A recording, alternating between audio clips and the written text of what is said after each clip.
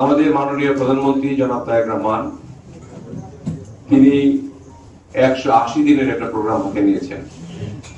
এই দেশটি ফ্যাসিবাদের কবল থেকে উদ্ধার করার জন্য যা যা করণীয় তিনি আমাদেরকে নির্দেশনা দিচ্ছেন আমাদের প্রধানমন্ত্রী হিসাবে।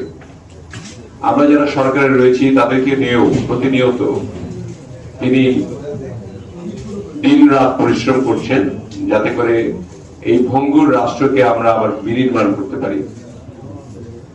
এবং প্রত্যেকটি আমাদের যারা সংসদ সদস্য নির্বাচিত হয়েছেন সারা বাংলাদেশে তাদের সঙ্গেও তিনি মত বিনিময় করবেন।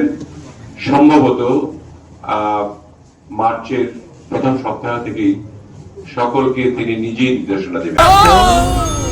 ডেন্টিস্টের পরামর্শ নাও নতুন কোলগেট অ্যাক্টিভ সল্ট।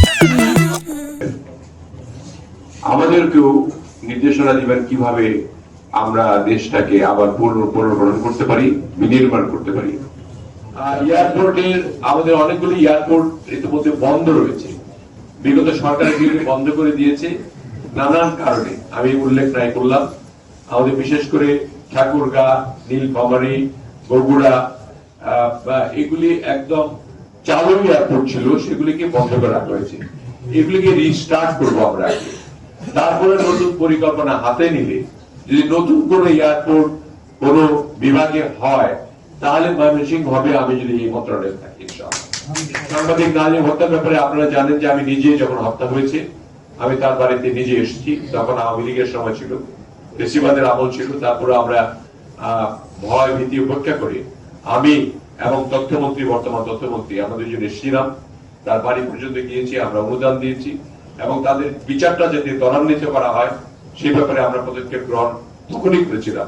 এটা স্থবির হয়েছিল অন্তর্বর্তীকালীন সরকারের সময়।